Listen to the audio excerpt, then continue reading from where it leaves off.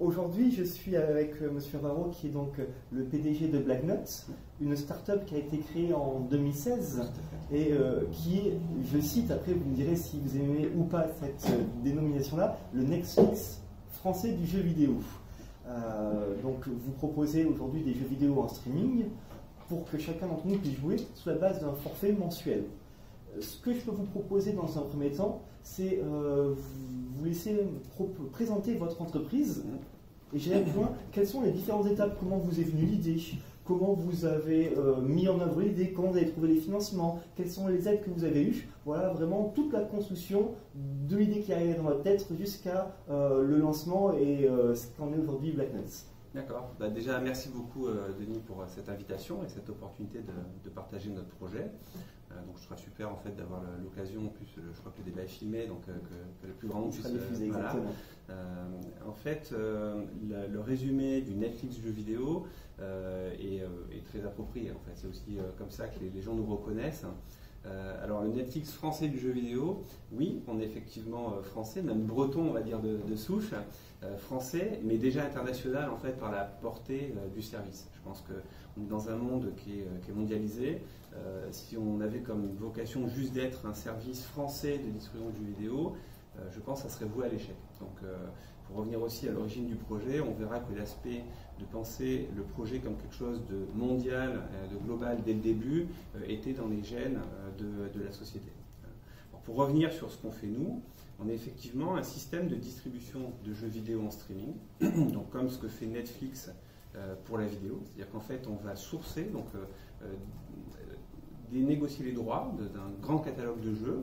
Ces jeux vont être disponibles en streaming, c'est-à-dire qu'on n'a pas besoin de les télécharger, on n'a pas besoin d'une console, d'un PC pour les installer. En fait, on peut y accéder à partir de n'importe quel terminal, de son mobile, de sa télé connectée, de son PC, même d'un PC entrée de gamme. Et tout ça pour un abonnement par mois de 14,99 €. Voilà, donc c'est l'offre telle qu'elle se présente. Il nous semble qu'elle est assez lisible, elle est simple. Elle est aussi généreuse, puisqu'on a plus de 250 jeux sur le catalogue, qui sont des jeux premium, c'est-à-dire que ce n'est pas des jeux dans lesquels on va aussi vous demander de payer pour avancer dans le jeu, d'avoir un petit add-on, ou de payer des récompenses, ou acheter ce qu'on appelle des loot box, c'est-à-dire des suppléments du jeu pour pouvoir avancer ou pour pouvoir aller plus vite que ses amis. Donc nous, non, en fait, une fois qu'on a payé son abonnement, on a accès sans contrainte, sans limite, à la totalité du catalogue et sur tous les devices. Voilà. Alors pour en revenir à votre question, Denis, sur l'origine du projet, donc j'ai moi-même un parcours, il y a très longtemps j'étais ingénieur, j'ai travaillé chez Orange, je fais ce qu'on appelle du streaming de flux audio-vidéo, donc j'ai construit en fait les normes qui ont fait l'émergence de services comme Spotify, Netflix. J'ai été chairman à l'ISO du groupe MPEG, donc, qui a défini le format MP4, donc c'est moi qui dirigeais ce groupe-là. Donc ça, on va dire, c'était ma période un petit peu chercheur. Ensuite, j'ai créé une spin-off d'Orange, donc une société qui s'appelait Streamezzo, en 2004. On l'a d'abord incubé pendant pratiquement 4 ans, développé de la grosse technologie de streaming. Streamezzo, c'était une plateforme de distribution d'applications sur les mobiles. À l'époque, dans les années 2000, dire qu'on faisait des applications et qu'on les téléchargeait sur un mobile, on s'en souvient pas maintenant, mais c'était vu comme de la science-fiction. On disait, mais vous êtes fous, personne ne fera ça, c'est compliqué. Bon, on sait ce qu'il en est devenu. Donc Streamezzo s'est développé, a été racheté par un grand groupe américain qui s'appelle Amdocs en 2010. C'était une très belle sortie. Et j'ai fait un parcours en fait dans cette société américaine Amdocs. Et j'en suis sorti en 2014, une fois mon travail d'intégration de ma société précédente, Streamezzo, finalisé dans Amdocs. Et donc, comme moi j'aime bien créer de nouvelles choses, j'avais baigné dans le streaming audio-vidéo, avec Streamezzo dans la publication d'applications sur un grand parc de devices. Je me suis dit, bon, qu'est-ce qu'on pourrait faire de sympa et d'innovant? Il y avait déjà du Spotify, du Netflix, donc les médias audio et vidéo avaient déjà été dématérialisés. Et donc je me suis dit, super, le média qui reste, qui est certes digital, mais qui n'est pas complètement dématérialisé, puisqu'il faut encore des consoles, il faut encore des PC très musclés pour accéder à du bon contenu, c'est super, c'est une idée, on va faire ça, on va faire le Netflix du jeu vidéo. Alors quand on regarde, quand on a une bonne idée comme ça, en général on regarde sur Internet, on s'aperçoit qu'il y a déjà 10 sociétés qui ont eu la même idée, voilà, avec des succès assez variés, mais en fait, donc là on parle de 2014 à l'époque, aucune société n'avait réussi puisque ce service-là n'existait pas. C'est-à-dire qu'il n'y a pas l'équivalent de Netflix pour le jeu vidéo. Par contre, il y avait eu effectivement pas mal de tentatives. Les premières, on va dire qu'il y a eu deux générations en fait de ce qu'on appelle le cloud gaming, donc amener le jeu vidéo depuis le cloud sur tous les terminaux. La première génération, très peu la connaissent, et finalement elle a été initiée par des Français.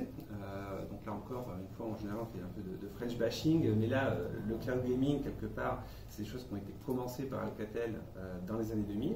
On virtualisait finalement le browser web sur le cloud, donc on faisait exécuter les applications web sur le cloud parce que les téléphones n'étaient pas assez puissants. Donc quelque part, il y avait déjà l'idée d'envoyer des jeux sous forme d'un flux vidéo sur les terminaux mobiles avec l'arrivée de la 3G, de la 4G, etc.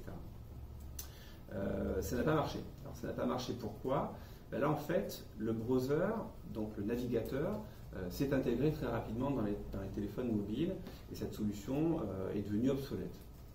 Et une deuxième génération qui est arrivée à partir de 2007-2008 avec des sociétés comme OnLive, des sociétés comme Gaikai, donc des grands acteurs américains, qui eux ont abordé le problème de manière frontale. On dit, nous on va faire la console dans le cloud. Donc les consoles c'est fini, ça va être dans le cloud et on va amener pour les personnes qui sont les gros joueurs, ce qu'on appelle les hardcore gamers, le meilleur du jeu, la meilleure performance à partir du cloud. Donc c'est ça l'idée, c'est une idée qui de loin paraît très sympa. Et ils ont investi des dizaines de millions de dollars dans cette idée-là. Alors à l'époque, en fait, il n'y avait pas dans le cloud de processeurs graphiques, donc l'équivalent des Amazon, AWS, des Microsoft Azure, du cloud de Google n'existait pas, ou en tout cas n'existait pas avec des processeurs graphiques. Donc c'était pas possible de faire tourner des jeux vidéo puissants dans le cloud. Donc du coup, ces gens-là qui voulaient faire la console dans le cloud ont dû investir de manière massive dans la construction d'un cloud qui permettait de supporter en fait le service pour les hardcore gamers. Ils ont dû aussi investir des licences de manière massive en fait, donc des grosses licences de jeux puisque c'est ça que leur public voulait. Et c'était aussi une époque où le développement de la fibre, donc des réseaux, était très peu développé. Donc si vous voyez, l'équation économique était assez compliquée. Une audience qui était finalement très demandeuse en termes de qualité, en termes de performance, puisque c'est des gens qui ont l'habitude de jouer sur des consoles, sur des PC très puissants, mais des coûts d'investissement massifs pour construire le cloud, des coûts d'investissement massifs en termes de licence, une capacité d'atteindre ces utilisateurs difficiles, puisque pas de bande passante, et donc du coup ces sociétés se sont plantées, dans le meilleur des cas se sont fait racheter pas trop cher par des acteurs comme Sony pour Gaikai. Mais OnLive en fait est allé droit dans le mur. Donc ça c'est 2014. Donc en 2014, relancer une idée de cloud gaming, après quand même les arrêts un peu fracassants de ces acteurs-là, tout le monde a pris un petit peu pour un fou. On m'a dit mais pourquoi est-ce que tu veux y aller? Regarde, tout ça s'est planté, ça a déjà été essayé avec beaucoup d'argent, donc pourquoi est-ce que tu serais plus malin que les autres et que tu y arriverais? Alors je n'ai pas forcément été plus malin que les autres, j'ai simplement essayé quelque chose de différent. C'est-à-dire qu'au lieu d'amener un service pour des gens très exigeants, avec des infrastructures très compliquées à mettre en œuvre, l'approche a été de dire, déjà, le jeu vidéo se généralise. En fait, tout le monde joue, on pourra revenir là-dessus. C'est quelque chose, je crois qu'il y a plus de 60% de la population française qui joue à du jeu vidéo. Donc c'est un phénomène qui est massif, en fait. C'est pas juste, on va dire, ce que j'étais moi, l'adolescente dans sa chambre qui joue sur un PC ou sur sa console et qui est complètement asocial. Non, c'est pas vrai. Enfin, je veux dire, le profil du gamer maintenant, c'est tout le monde. Voilà, c'est monsieur, madame, tout le monde qui joue. Donc ça, c'est le premier constat. Deuxième constat, c'est l'accélération du très haut débit, donc de la fibre, avec l'arrivée après de la 4G et de la 5G. Donc c'est-à-dire que ce problème que mes prédécesseurs avaient eu d'infrastructure était en train de se résoudre. Et puis surtout, l'arrivée de cloud avec des processeurs graphiques, donc ce qu'on appelle le GPU, sur les clouds d'Amazon, de Google, donc une généralisation de ces processeurs graphiques. Alors là où j'ai eu de la chance aussi, c'est que cette accélération s'est elle-même accélérée, parce qu'en fait, ces processeurs graphiques sont utilisés pour l'intelligence artificielle, qui est devenue en fait un gros sujet les 5-10 dernières années. Et donc du coup, la puissance graphique s'est généralisée sur le cloud et les prix ont baissé. Donc du coup, l'équation économique commençait à devenir intéressante. Donc finalement, le problème, je l'ai adressé de manière assez différente en disant c'est compliqué d'adresser un profil de gamer. c'est d'ailleurs des gens, enfin de hardcore gamers, c'est des gens qui en général continueront à préférer le hardware, la console, ils aiment bien l'odeur du plastique, ils aiment bien la vraie manette, ils aiment bien peut-être changer la barrette de RAM dans leur PC. Par contre, il y a tout le reste du monde, donc qui est à peu près 60 à 70% de la population des gamers, qui eux finalement ont envie de jouer, parce que c'est quelque chose qui est vraiment ancré dans le cerveau humain, on l'a vu, tout le monde joue.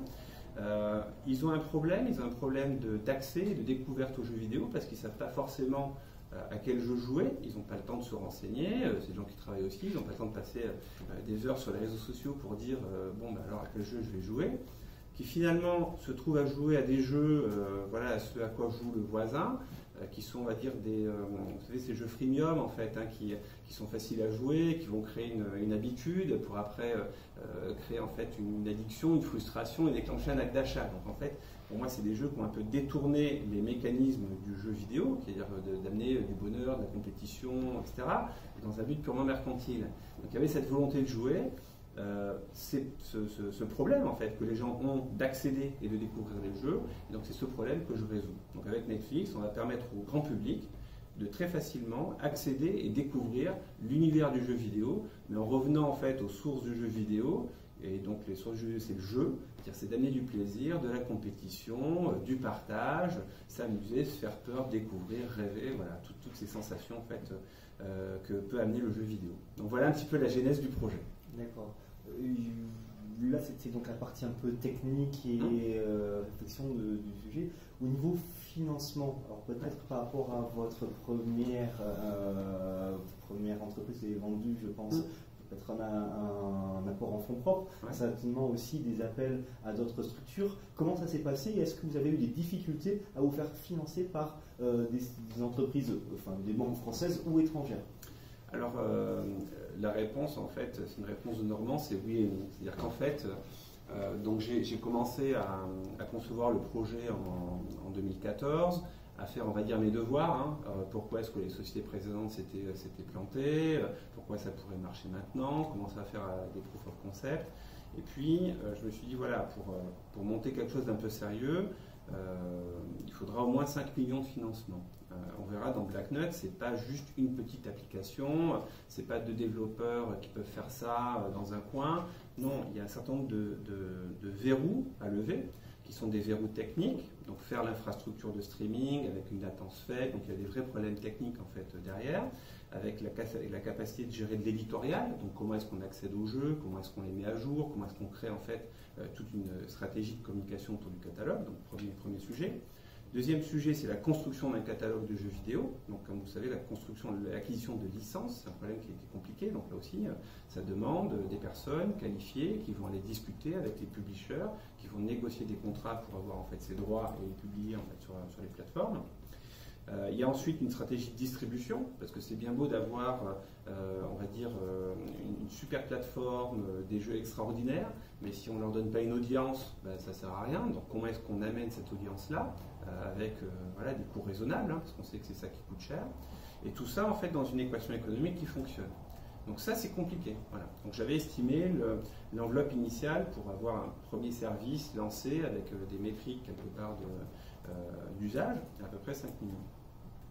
Je suis allé voir mes investisseurs préférés à qui j'avais fait gagner de l'argent dans une vie précédente. J'ai dit voilà, j'ai un super projet, il faut 5 millions. Donc on m'a dit Olivier, c'est gentil, on t'aime beaucoup, mais en fait, bon, c'est plus tout à fait comme ça que ça se passe. Et puis dans les années 2000, ça va être un peu plus compliqué. Donc du coup, ce que j'ai fait, j'ai effectivement pris la décision de créer la société. J'ai moi-même amené des fonds propres. Voilà.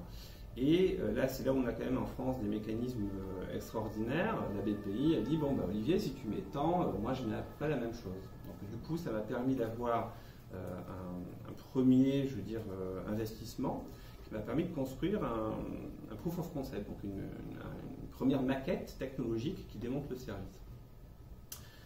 Fort de cette maquette technologique, qui m'a aussi moi rassuré sur la capacité en fait à faire marcher le service, j'ai déposé un dossier au concours de l'innovation du numérique. Donc là aussi, autre moyen extraordinaire que l'on a en France. Donc on a en fait ces outils-là qui permettent finalement de récompenser des startups innovantes, disruptives. Donc on a gagné ce concours. Donc ce concours, c'était une enveloppe beaucoup plus significative en termes de montant, puisqu'il s'agissait entre 600 et 700 cas, donc c'est un volume important, et qui était conditionnel quand même à 2 conditions. Parce que oui, on avait gagné le concours, et c'est là aussi où je trouve que les institutions en fait sont bien faites. C'était conditionnel à 2 choses. C'était conditionnel à la création d'un catalogue de jeux et à la levée de fonds similaires. Donc en gros, il me disait, Olivier, c'est super ton projet, on l'aime bien aussi, mais il faut que tu nous montres que tu es capable de construire un catalogue, parce que ok, tu as fait la techno, on comprend que ça marche, mais si tu n'as pas les jeux, ça ne marchera pas. Et puis, il faut que tu nous montres que tu es capable d'attirer finalement des investisseurs privés sur ce projet-là. Donc ce n'était pas encore gagné. C'est là où j'ai eu de la chance, puisque on avait gagné un concours en Bretagne qui s'appelle Start West, qui nous a donné de la visibilité. Et une personne qui est maintenant un des fondateurs, on va dire aussi, de Black Knot, qui s'appelle Nabil Darej, qui est mon directeur du licensing, m'a contacté, m'a dit, Olivier, j'ai une expérience chez Electronic Arts, qui est un des gros publishers, chez G-Cluster, ton projet, je l'adore. J'ai dit, écoute, ça tombe bien, Nabil, va chercher les jeux, on en a besoin pour déclencher en fait cette subvention, et moi je vais m'occuper de la partie financement. Donc c'est effectivement ce qu'on a exécuté. Nabil a fait un travail extraordinaire, puisque dans un temps finalement très bref, on a réussi à construire un catalogue de jeux de qualité. Et sur la partie financement, je suis retourné voir mes investisseurs préférés en me disant, regardez, ça prend forme, on a en plus gagné ce concours-là. Ils m'ont dit, ouais, Olivier, c'est encore un petit peu tôt, l'idée est bonne, on voit que ça avance, mais on n'en est pas encore là.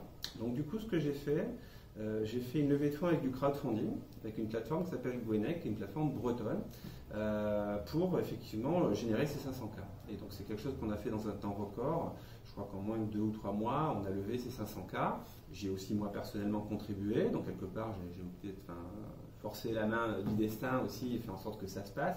Mais globalement, ça s'est passé, et du coup on a effectivement le catalogue, les fonds, la subvention du CIN. Et c'est là où mes investisseurs se sont dit, oui, quand même, là, il est en train de le faire, c'est le moment de rentrer sur un ticket, certes modeste, mais quand même qui montre notre intérêt et qui montre que oui, le projet est en train de se créer.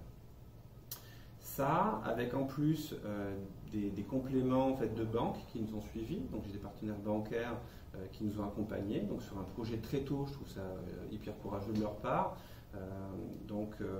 Globalement, on a mobilisé pratiquement 2,5 millions.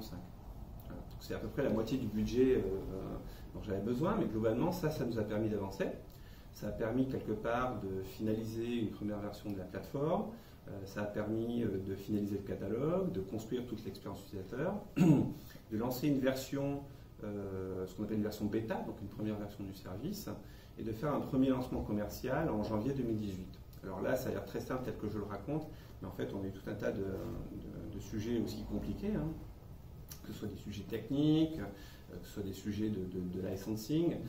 Quand on va voir un publisher et qu'on dit tiens voilà, je trouve votre jeu extraordinaire, on voudrait le mettre dans notre catalogue Black Knot, je dis mais il n'y a pas de problème Olivier, voilà le jeu, mais il faut que tu signes un gros chèque, ce qu'on appelle les minimum garanties. À l'époque on n'avait pas cet argent-là, donc du coup on a construit en fait le catalogue de manière un peu différente, sans avoir finalement à investir des minimum garanties. Donc ça c'est aussi une prouesse en fait, plus sur la partie commerciale, c'est un petit peu notre secret sauce qui nous a permis de construire ce catalogue. Ce lancement en 2018 a été accompagné après par d'autres lancements, la signature de partenaires comme Amazon, Samsung, avec qui on est en train de se lancer. Ce qui m'a permis de compléter le tour, encore une fois par du crowdfunding. On a fini le tour au mois d'août. Mes partenaires financiers, mes investisseurs ont aussi complété ce tour-là et moi aussi j'ai effectivement investi. Et donc globalement, on va être pas loin des 5 millions. Voilà. Et donc du coup, on se retrouve là avec une société qui est en train de préparer ce qu'on appelle sa série A, donc un tour de financement cette fois-ci beaucoup plus significatif, mais qui a maintenant validé ses hypothèses techniques, qui a un service très sympa au niveau de sa ligne éditoriale, qui a un catalogue de jeux très riche. On a plus de 250 jeux avec des belles références en termes d'éditeurs. On a des gros distributeurs avec qui on travaille, donc soit Amazon, Samsung, des fournisseurs de TV d'entrée de gamme comme Thomson, donc qui sont des belles machines, mais qui ne sont pas des PC de gamers. Nous, on arrive à faire tourner du jeu vidéo sur ces machines-là, donc on rend accessible en fait le jeu vidéo à tout le monde, sans avoir à investir des milliers d'euros dans un PC ou plusieurs centaines dans une console. On a un business model qui est validé et là on commence à voir les premières métriques, en fait les premières tractions au niveau des usages. Voilà l'histoire financière de la société. Aujourd'hui, j'imagine que vous avez des clients de par le monde. Vous avez une notion à peu près de répartition et est-ce que les abonnements sont conformes à ce que vous aviez prévu initialement dans votre business model? Alors, je ne vais pas partager les chiffres, ils sont confidentiels comme vous en doutez. C'est pour ça que je dis, est-ce que c'est conforme ou pas? Parce que je sais très bien d'étaler les chiffres. Alors, je vais être très franc, en fait, on est très loin de ce qu'on avait projeté dans le business model. Pour plusieurs raisons, en termes déjà de, comme je dis, on a eu des problèmes techniques qui nous retardaient, on a eu un certain nombre au niveau du lancement, de temps de décollage.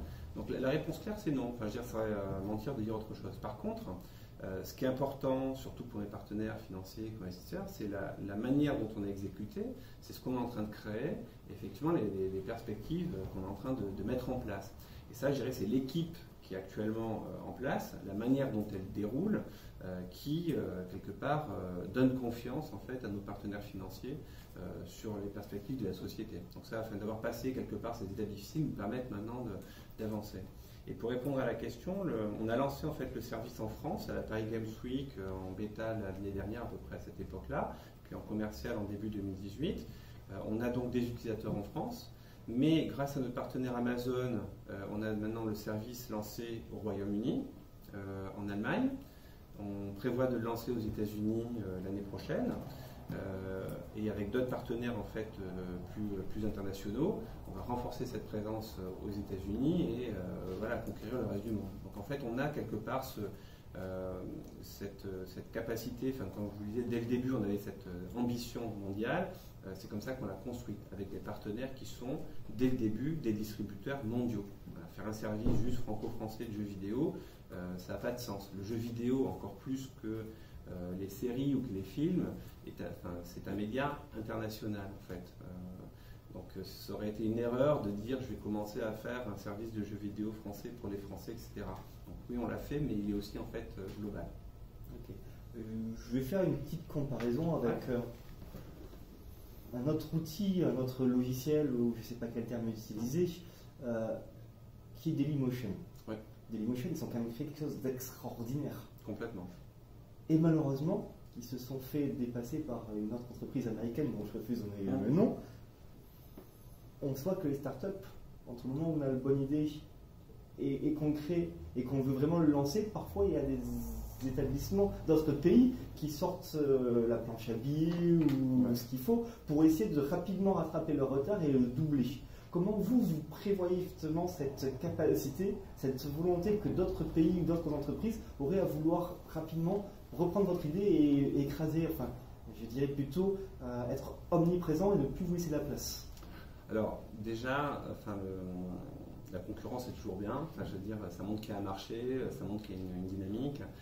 Quand j'ai créé la société, il y avait très peu de sociétés qui se lançaient sur ce marché-là, voire aucune. Et on disait même, Olivier, ça n'a pas de sens. Voilà. Donc, un premier avantage, finalement, c'est de venir déjà de loin avec une certaine vision, ce qui donne une avance technologique, une avance sur le projet. Cette avance-là, on considère actuellement qu'on l'a encore. Voilà, on a, à mon avis, plusieurs années d'avance sur ce qu'est en train de penser la concurrence. Donc je pense que c'est un premier aspect. Après, il va effectivement y avoir d'autres... Enfin, il y a déjà maintenant, donc c'est par rapport à 2014, date, on va dire, de naissance de l'idée ou de se dire oui, j'y vais. Il s'est passé 4 ans.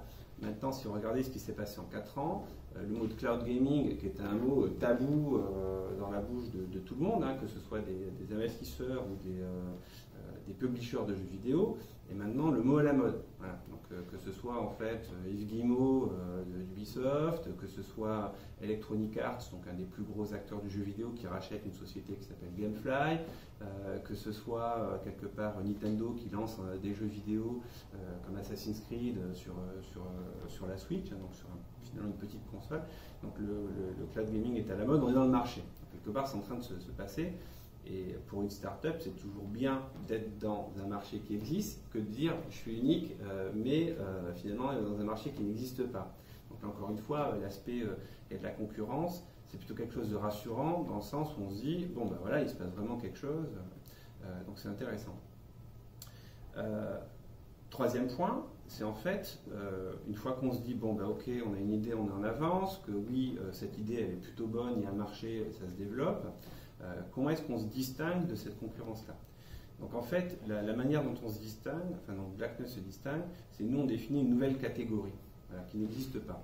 Donc oui, il y a des acteurs qui font du cloud gaming, il y a des acteurs qui font des services de jeux vidéo pour les hardcore gamers, mais nous, BlackNut, on crée une nouvelle catégorie qui n'existe pas, qui est en fait du jeu vidéo en streaming personnalisé pour la cible du grand public. Donc nous, on n'adresse pas les hardcore gamers comme le font d'autres, on n'adresse pas quelque part des jeux freemium payants. Donc on est ce catalogue généreux, sympa, où pour 14,99 vous avez du jeu pour tout le monde, pour toute la famille.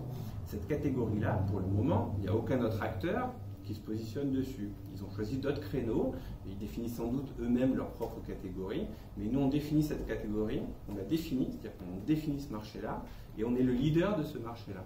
Et comme souvent dans le digital, quand on crée cette catégorie, on a un avantage parce qu'on est le leader, on est reconnu en fait comme cette catégorie-là. Donc c'est, je dirais, un élément de réponse, c'est que tant qu'on est capable de rester le leader de cette catégorie-là et la référence, donc le jeu vidéo en streaming pour le grand public, c'est BlackNut. Pour le moment, il n'y a personne d'autre en fait qui nous concurrence là-dessus. Dernière étape, et c'est là où c'est la plus difficile, c'est quand effectivement il y a d'autres personnes qui disent oh là là, ils ont vraiment trouvé un truc sympa, cette catégorie elle a vraiment du sens et on va essayer de les rattraper. Je pense que c'est là où il faut très vite aussi se donner les moyens de ses ambitions. Donc se dire oui, maintenant on est cette société-là qui a une vocation mondiale, qui doit quelque part s'internationaliser, qui doit s'ouvrir. Et je pense que c'est cette ouverture, que ce soit des capitaux, que ce soit des talents, qui va permettre en fait de garder ce leadership-là. Voilà. Donc, je ne vais pas revenir sur l'histoire de Dailymotion, je pense que tout le monde la connaît, mais finalement, nous, notre ambition, c'est de construire cette catégorie, d'être leader de cette catégorie, et de se donner les moyens, à un moment donné, quand elle explose, de garder ce leadership-là. Voilà. Et il y a des barrières après qui se construisent assez naturellement, comme être la référence, avoir un certain nombre, une volumétrie en termes de clients, après avoir les plus beaux titres, les plus beaux jeux, travailler avec les plus grands publishers, et c'est ça qu'on construit. Ok. Vous avez aujourd'hui, si je ne me trompe pas, beaucoup de jeux indépendants dans votre catalogue, ce qui donne une richesse à ce que vous pouvez proposer. Est-ce que vous avez aussi la volonté d'essayer de trouver un ou deux titres phares, un peu de football par exemple, sans vouloir encore donner son nom, qui pourrait rentrer dans votre catalogue et apporter une visibilité beaucoup plus importante? Alors la construction du catalogue est un sujet qu'on a traité dès le début à la fondation de BlackNut, et finalement elle est drivée par deux éléments. Le premier élément, c'est la volonté de faire découvrir le jeu vidéo autrement que ce qu'il est connu par le grand public. Actuellement, le grand public connaît quoi? Les grands jeux qui sont en fait bombardés à force de médias, de pubs, des grosses licences, donc c'est très bien, c'est des blockbusters, on va dire.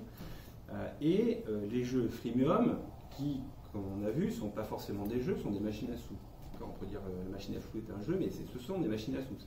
C'est des endroits où on met de l'argent pour jouer et pour éventuellement gagner des choses, mais ce sont des machines à sous. Donc en gros, il y a cette volonté-là de faire découvrir le jeu, donc effectivement plus indépendant, de faire découvrir toute la richesse et les différents jeux qui existent, qui ne sont pas effectivement ces blockbusters. Et en fait, on a la chance d'être dans un média, même si c'est pas très connu, en tout cas les chiffres le montrent, qui est prolifique en termes de production, donc il y a une très grande richesse en fait de jeux vidéo, en termes de volumétrie, en termes de qualité. Donc quelque part c'est assez simple entre guillemets d'aller chercher les petites pépites qu'on a identifiées pour les faire découvrir et construire un cœur de catalogue. C'est comme ça qu'on a construit en fait le premier niveau en fait du catalogue de BlackNut. Donc par cette volonté de faire découvrir ces jeux-là, mais aussi parce qu'il faut le dire, c'était plus facile d'aller chercher ces jeux-là que d'aller chercher des grosses licences qui, comme on l'a vu, sont en général conditionnées à des minimums garantis très importants. Donc déjà que j'avais du mal à trouver les 5 millions qu'il fallait pour construire ma plateforme, je voulais surtout pas dépenser un seul de ces euros pour aller chercher en fait des grosses licences qui finalement, en termes de monétisation, c'était pas encore évident parce qu'on n'est pas lancé. Une fois qu'on a construit ce socle-là, donc un socle de qualité, qui donne finalement cette couleur unique de jeu indépendant de qualité, donc des choses que, en général, on n'a pas vues ailleurs. Les autres éditeurs, donc de ce qu'on appelle des AA, ou donc des jeux déjà plus connus, avec des budgets plus conséquents, se sont dit, ouais, quand même, le projet est intéressant. Donc, on va mettre en fait nos jeux à disposition de cette plateforme, parce que ça donne. Donc, il y avait cette volonté-là de construire, en fait, de participer à cette aventure-là. Et c'est vraiment dans cet esprit-là, de partenariat avec les publishers, donc on reviendra sur notre business model, hein, qu'on a eu la chance, voilà, d'intégrer des belles licences. Et troisième étape, on a vocation à être grand public. Donc, quand vous dites que vous êtes grand public, mais vous n'avez pas des kits grand public, finalement, ça ne le fait pas. Et là, c'est cette étape-là qu'on a franchie cet été, donc en signant avec un acteur très connu, qui s'appelle Square Enix, hein, donc, qui fait en fait des superbes licences, hein, comme Lara Croft, comme Hitman, qui a dit... Square Enix sur PlayStation 1 a fait un titre, je ne sais pas si je peux le dire, qui a marqué une génération. Tout à fait. Voilà, donc, je ne sais pas si on peut faire de la publicité sur cette chaîne. Ah, on peut, allez-y, n'ayez pas peur. Donc Final Fantasy, pour ceux qui connaissent, qui est un titre extraordinaire. Donc, qui reste quand même une des grosses références aussi, voilà, dans le jeu vidéo. Donc cet éditeur-là nous a fait confiance. Il a dit, moi ça m'intéresse, je rentre sur la plateforme. Et du coup, les plus gros publishers ont ouvert un petit peu leurs portes. On est en train de discuter avec eux. Ça reste des discussions complexes, hein, c'est clair, mais d'une nature complètement différente de la discussion qu'ils peuvent avoir avec on va dire un distributeur lambda. Voilà. Donc c'est ça qu'on est en train de construire. Donc oui, le catalogue monte aussi en puissance sur la partie grosse licence. On discute avec un éditeur qui fait effectivement une grosse licence de foot, mais c'est pas celui dont on a parlé tout à l'heure. Donc c'est le deuxième. C'est le deuxième. Ça commence par un P, ça finit par un S à la fin et un E au milieu. Voilà, c'est en 3 lettres. Ouais. Exactement. Donc finalement, c'est aussi c'est le challenger, on va dire. Hein. Et donc du coup, ce sont des gens qui ont aussi intérêt finalement à faire la promotion de leur jeu sur de nouveaux canaux de distribution.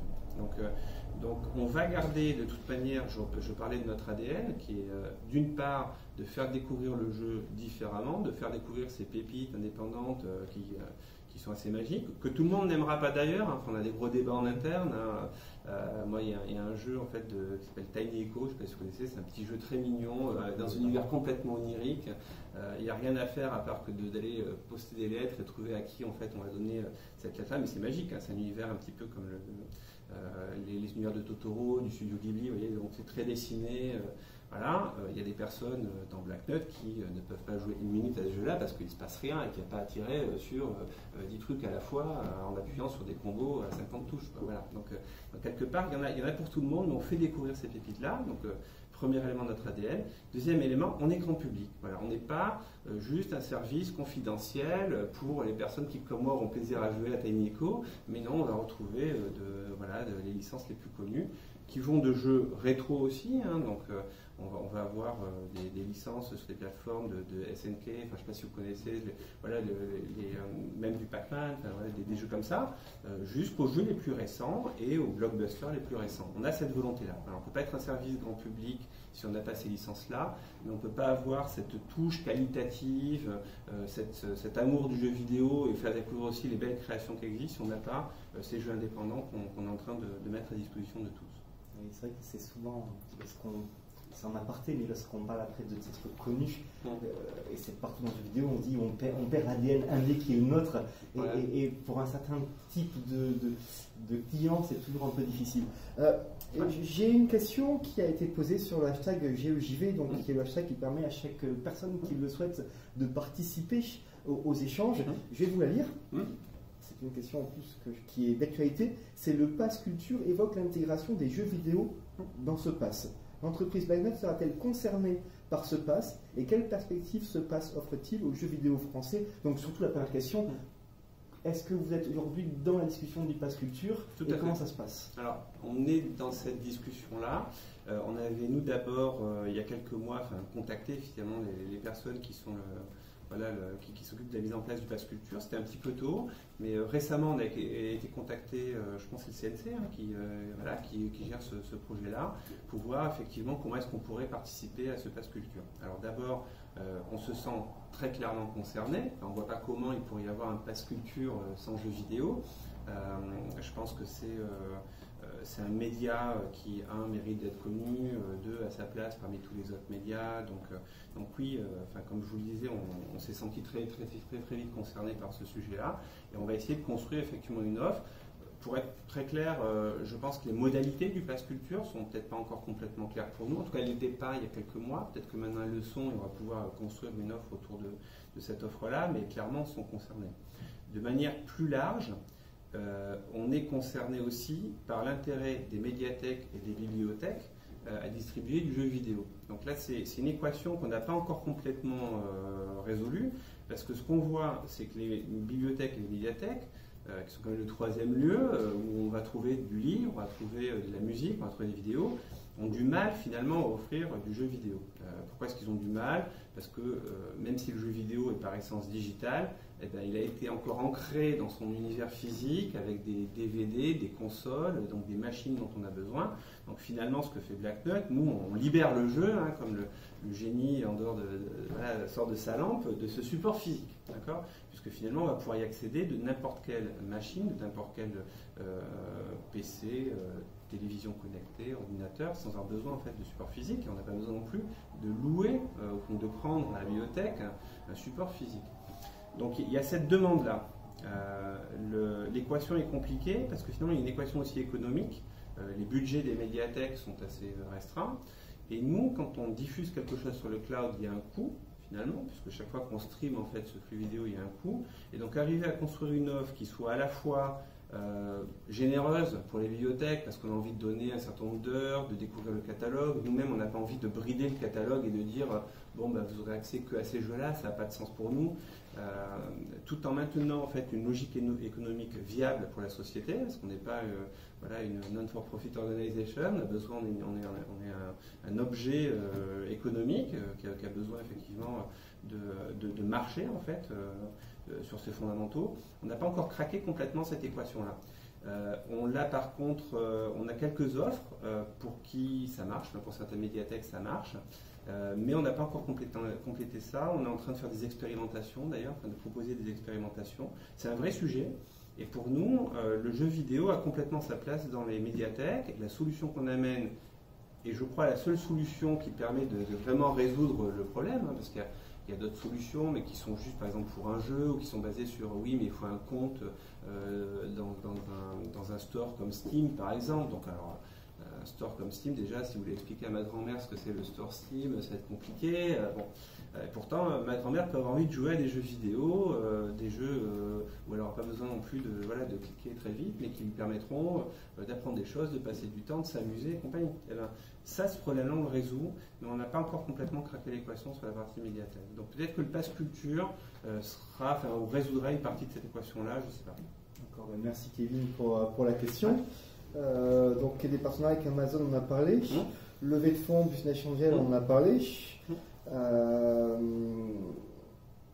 Aujourd'hui, comment se passe la promotion de votre entreprise, de ce que vous pouvez proposer? Est-ce que vous partez plutôt sur le bouche à bouche ou est-ce que vous avez un plan de communication qui vise à promouvoir Black Knot? Alors en fait, dans une société comme Black Knot, on est ce qu'on appelle en B2C, c'est-à-dire qu'en fait, on vend nous aux clients en direct. C'est un modèle qui est assez compliqué parce qu'en fait, pour acquérir des clients, il faut investir de la publicité, dans les médias, faire des pubs, etc. C'est des investissements qui sont massifs. Et là aussi, le retour sur investissement dans la publicité n'est pas forcément évident. Ça va dépendre de combien une personne reste en fait sur la durée de son abonnement. Si finalement elle ne reste pas très longtemps et que vous avez investi très cher pour que cette personne-là rentre sur votre service, vous allez perdre de l'argent.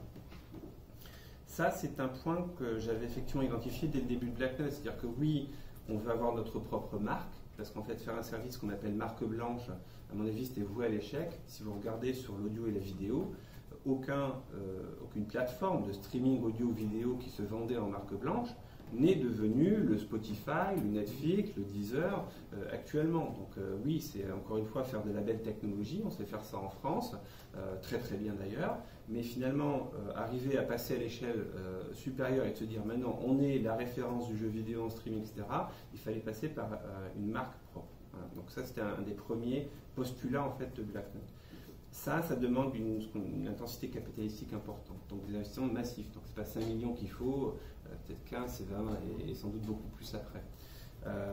La manière dont j'ai résolu ce problème-là au tout début, c'est de dire on va coupler cette approche B2C avec une approche B2B2C, c'est-à-dire qu'on va passer par des partenaires de distribution pour promouvoir l'offre, en tout cas dans un premier temps, en faisant du partage de revenus. Donc cette acquisition ne va pas me coûter grand-chose, donc c'est bien, c'est-à-dire que je n'ai pas à investir des millions pour acquérir des usagers, et ça va moi me permettre de développer le service. D'où les partenariats en fait avec les gros distributeurs. Donc c'est là aussi on a eu pas mal de chance, parce qu'en fait des distributeurs de ce type-là, il y en avait 4 sortes qui ont un gros appétit pour le jeu vidéo. Il y a d'abord les opérateurs de télécom qui en fait sont en train de mettre en place des infrastructures de streaming, de la fibre, de la 5G, ont besoin de développer des nouveaux services, n'ont pas le contrôle des terminaux. En général, c'est des terminaux qui n'ont pas beaucoup d'espace de stockage, ou alors s'il y a un espace de stockage comme son téléphone, on préfère le garder pour ses données privées, pour ses photos, pour ses vidéos, plutôt que de stocker des gigas de jeux vidéo. Un bon jeu vidéo, ça peut être plusieurs gigas, voire plusieurs dizaines de gigas de stockage.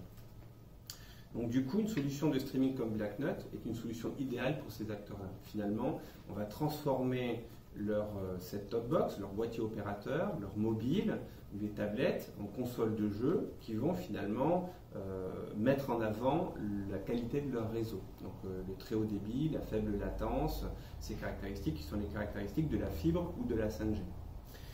Deuxième acteur, les fournisseurs de TV connectés. Donc eux vendaient jusqu'à présent du hardware et se sont dit quand même c'est un peu dommage.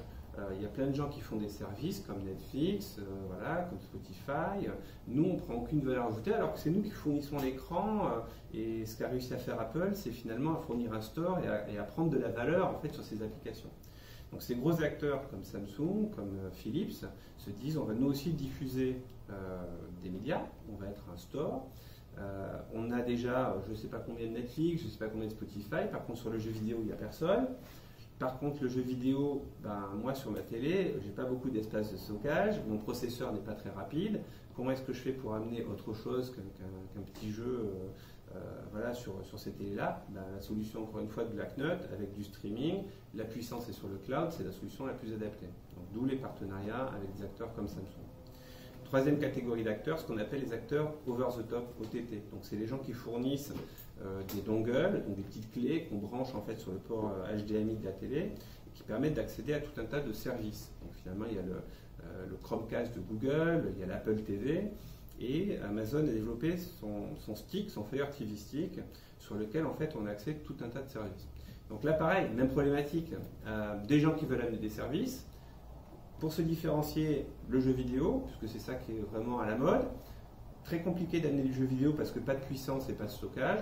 Encore une fois, la solution de Black Knight en streaming permet d'amener un catalogue très large de jeux de qualité et tout ça en fait sans amener de la complexité sur la partie clé USB. Et la dernière catégorie, c'est un peu une catégorie surprise parce que nous on ne l'avait pas identifiée comme telle. Et finalement, il s'avère que c'est une vraie catégorie. C'est tous les PC en fait, d'entrée de gamme donc, que tout le monde achète voilà, dans les supermarchés, qui nous rendent bien service. Ce sont des PC peut-être à 200, 300 euros, mais très très loin en fait, des PC de gamers qui sont à plusieurs milliers d'euros parfois, ou même de gros PC, ou même de tablettes, comme les tablettes de Microsoft, qui sont assez chères. Hein. Ces PC-là n'ont pas de puissance pareil graphique, n'ont pas de capacité de stockage et finalement sont utilisés par notre cible, par le grand public, par monsieur et madame tout le monde qui va acheter un PC parce qu'on a besoin pour regarder son Facebook, son Netflix, etc. Donc du coup elle va pouvoir, grâce à Black Knight, découvrir cet univers du jeu vidéo. Donc voilà la partie, je dirais, distribution. Donc en fait on a construit ce mixte, d'abord B2C, donc on est une marque et on communique en direct. Pour le moment, je vais vous raconter qu'est-ce qu'on fait sur cette partie B2C, mais surtout mise en place de canaux de distribution pour atteindre en fait l'audience la plus large possible. Alors sur la partie B2C, ce qu'on est en train de faire dans un premier temps, c'est de valider le business économique. C'est de se dire effectivement, si je mets 10 € dans de la pub, combien est-ce que ça me rapporte? Donc, parce qu'on ne va pas nous injecter massivement, comme certains le font, de l'argent dans la publicité, si finalement c'est un panier percé et plus on met de l'argent, plus on en perd. Ça a été pendant un certain temps le modèle de Spotify, c'est-à-dire qu'en fait c'est des logiques d'acquisition en fait, de clients, hein. Donc on investit beaucoup pour acheter des clients en fait, et finalement l'équation économique est compliquée. Alors parfois ça passe parce qu'on devient le leader, on a cette surface, mais c'est toujours des équations qui sont compliquées. De plus en plus en fait, les investisseurs sont de plus en plus sceptiques par rapport à cette approche-là. On voit que même Netflix, qui doit investir des millions, voire des dizaines de millions, voire des milliards dans le contenu, dans une logique d'acquisition, reste en fait un géant au pied d'argile. C'est-à-dire qu'ils peuvent s'effondrer parce que les coûts d'acquisition sont très chers. Donc ça, c'est le premier point, c'est ce qu'on fait. Et le deuxième point qu'on fait, qu'on est en train de mettre en place comme stratégie, c'est de parler de notre service en parlant de nos jeux. En fait, on a de la chance d'avoir du contenu extraordinaire, des jeux de qualité, des univers très différents. Et ben on va parler de ces jeux-là, parce que de toute manière on les a choisis, c'est qu'on les aime. Donc on va faire ce qu'on appelle du content marketing. On va parler des jeux, qu'est-ce qu'on a ramené, on va communiquer sur les réseaux sociaux, on va parler des publishers, on va parler des habitudes des joueurs. Donc c'est comme ça en fait, c'est ce média qu'on est en train de mettre en place. Et ça on pense que de faire venir les gens parce qu'on a des choses à raconter sur le jeu, d'être la référence, que quand on se dit tiens, quel est le prochain jeu auquel je vais jouer, ben, je vais aller sur Black Knot parce que là, je sais qu'il y a des trucs sympas, qu'il y a des idées, et ça va me donner envie de découvrir tel ou tel jeu. On pense que ce serait un moyen de faire venir les gens et de les garder. Donc, en termes de technologie, ça veut dire aussi des choses assez sophistiquées. On a toute une plateforme de big data. En fait, on collecte nous énormément de données sur les usages en fait, sur la plateforme. Cette plateforme de big data va nous permettre, bon, bien sûr, d'optimiser les performances techniques de la plateforme, mais aussi de faire un moteur de recommandation pour le jeu vidéo, pour dire, ben voilà, vous avez aimé tel ou tel jeu, ben vous allez sans doute avoir envie de découvrir celui-là. Donc toujours pouvoir dire et proposer le prochain jeu auquel vous avez envie de jouer. Voilà. D'accord. Aujourd'hui, on a parlé de votre société. Vous avez combien de salariés au sein de votre structure et est-ce que l'ensemble de vos salariés sont basés en France? Alors, actuellement, on a une trentaine de personnes chez Black Knot. Voilà.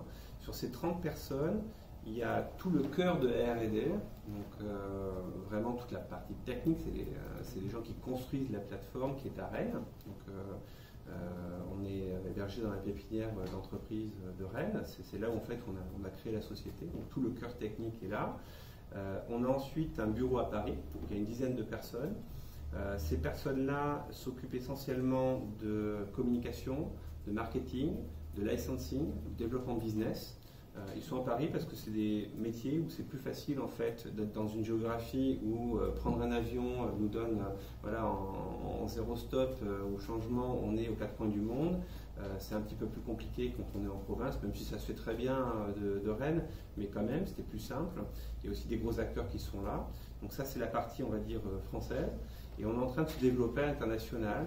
Donc on a une personne à San Francisco qui s'occupe de marketing. On a des beaux projets en fait qui sont en train de se monter avec des partenaires aux États-Unis. Et pour nous, comme je vous disais depuis le début, la perspective de Black Knot, comme c'est le cas d'ailleurs de ma startup précédente, Streamezo, qui était en Australie, en Chine, aux États-Unis, etc., c'est d'avoir une vocation tout de suite mondiale. Donc notre prochain territoire, c'est les États-Unis, et on a déjà un petit pied-à-terre là-bas. D'accord. Voilà.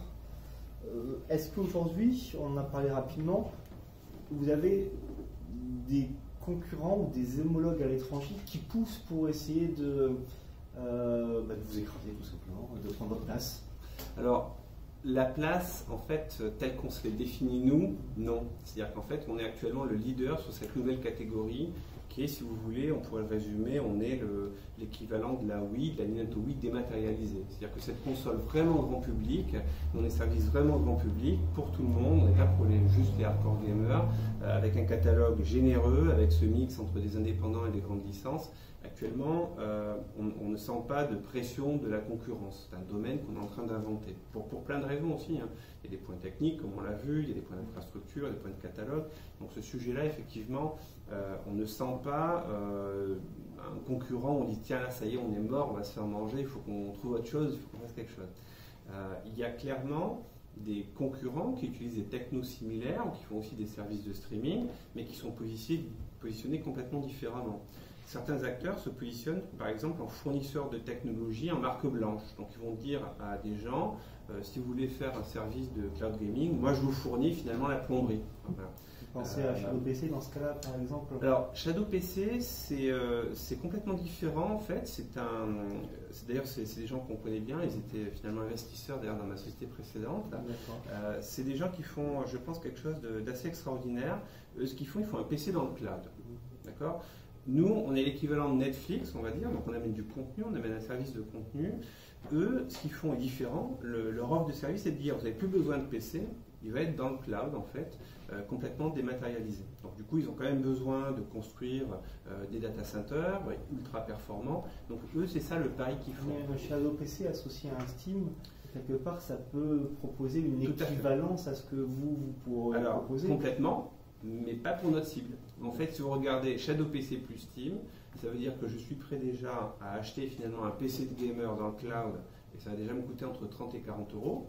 Et en plus de ça, il faut que j'ai mon compte Steam, que je sache déjà l'utiliser, que je sache aussi que Steam existe, et que j'achète en fait mes jeux sur Steam. On va retrouver des budgets de 40, 60, voire plus cher en fait, ce qu'on appelle les DLC, donc les différentes éditions. Donc on arrive en fait à quelque chose d'assez onéreux en termes d'offres pour une cible qui est une cible de gamers. Donc le pari que fait Shadow PC, c'est de se dire déjà les gamers ne vont plus acheter de PC, donc je remplace le PC des gamers par mon offre, et puis ces gens-là vont aller chercher du contenu.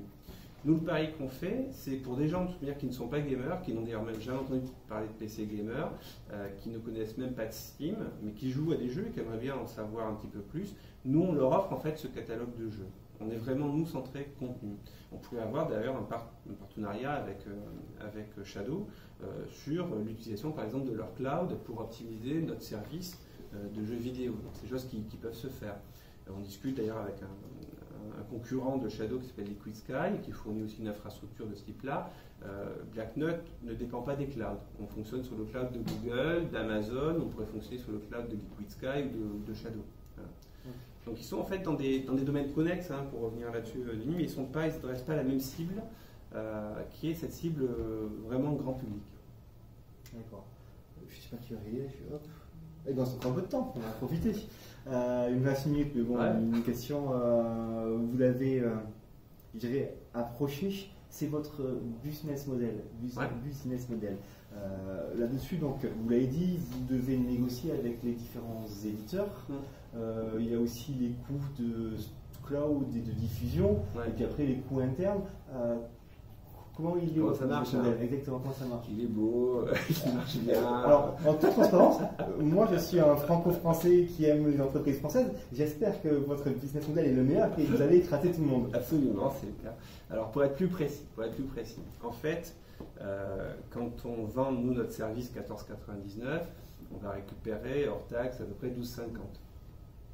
Sur ces 12,50, on va déjà partager une partie de ce revenu-là avec nos distributeurs. Enfin, par exemple, si vous postez une application sur Apple, vous savez qu'Apple prend entre 30%. Alors sur les abonnements, c'est un peu moins. En fait, pareil sur le store de Google, en fait, c'est 30% au début, puis après ça tombe à 15%. Donc en gros, on va dire qu'on est en moyenne à 20%.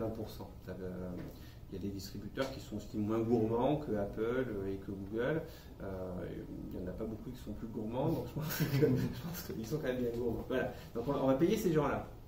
Ensuite, on va payer nos coûts cloud. Et en fait, on va partager les revenus avec nos éditeurs.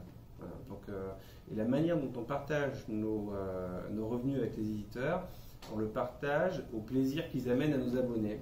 Et on mesure le plaisir au temps passé, parce qu'on fait l'hypothèse que nos utilisateurs sont pas masochistes. Et donc, s'ils passent du temps sur la plateforme, c'est qu'ils aiment ça. Donc, plus un jeu est joué, plus on va reverser finalement de royalties à nos publishers. Alors on pense que c'est un modèle qui est fair, il n'est pas parfait, on est d'ailleurs en train de le consolider, mais globalement, on va dire dans un modèle économique qui marche, il représente la valeur qu'un publisher amène à un abonné. D'accord. Et Netflix, par exemple, pour parler d'eux, ont investi largement sur de la fabrication de contenu. Est-ce que c'est quelque chose dans l'avenir qui vous effleure dans 5, 10, 15 ans, soit racheter des entreprises qui fabriquent du contenu, soit développer vous-même des entreprises qui fabriquent du contenu? Alors, par rapport à ça, quand on crée un service de contenu, en fait, comme ce que fait BlackNut, ce qui a été fait sur l'audio et la vidéo, il y a finalement 3 grands modèles. Il y a un premier modèle où on dit, moi je suis un détenteur de droits, donc je m'appelle Universal, je m'appelle Electronic Arts, je m'appelle Warner, et moi, avec ces droits-là, j'estime que tout seul, je peux construire en fait un service qui va servir tout le monde en agrégeant d'autres licences.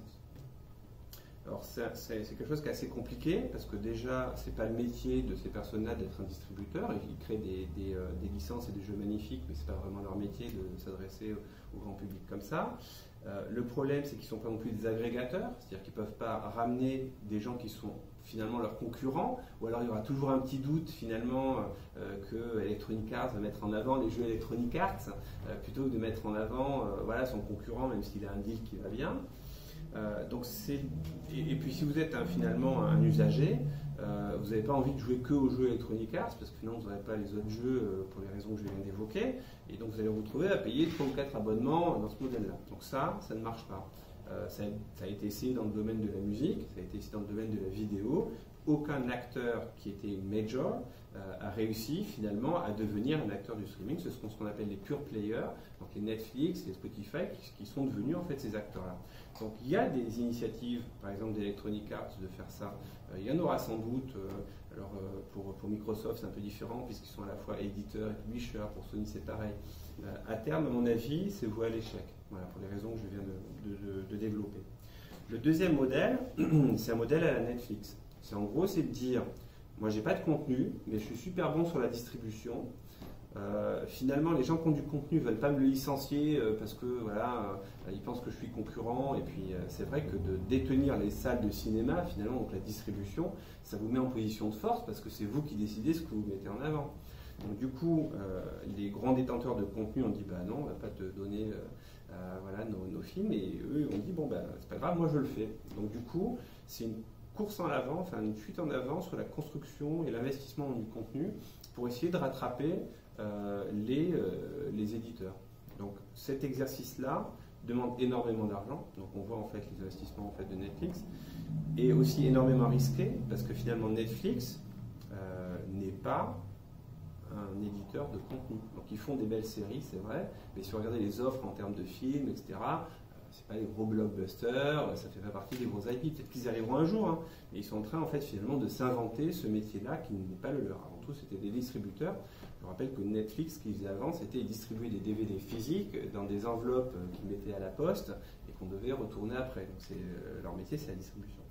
Donc ça, est-ce qu'ils vont y arriver? Ils sont plutôt bien partis, mais finalement, ça reste un équilibre assez fragile. Hein. On le voit, les autres gros éditeurs commencent à se liguer contre eux, à avoir des offres de streaming, donc c'est pas gagné.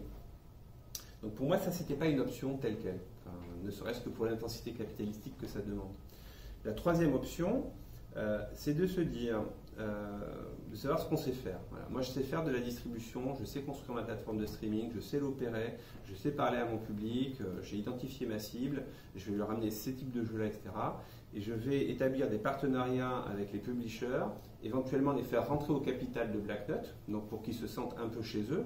Donc c'est des discussions qu'on a en cours avec des gros publishers, c'est de dire écoutez, nous on va être les champions de la distribution, on va rendre ce gâteau-là le plus large possible. C'est une surface que vous n'êtes pas capable d'atteindre tout seul, donc on va être les meilleurs distributeurs avec cette techno de streaming qui permet à tout le monde finalement d'accéder à vos licences. Et on va vous faire, voilà, vous ferez partie de l'histoire, vous serez des partenaires, même au capital. Donc c'est cette histoire-là en fait qu'on est en train de construire, quelque chose qui finalement ressemble un petit peu à ce que Spotify a fait. Voilà. Et merci Olivier pour la présentation de Black Knot, une très belle entreprise française qui, je l'espère, va continuer son développement, et je suis tout à fait optimiste là-dessus. Moi aussi. Et que demain, donc, nous soyons leader mondial, que la France soit leader mondial au travers de votre société sur le streaming de jeux vidéo. Merci beaucoup, Denis.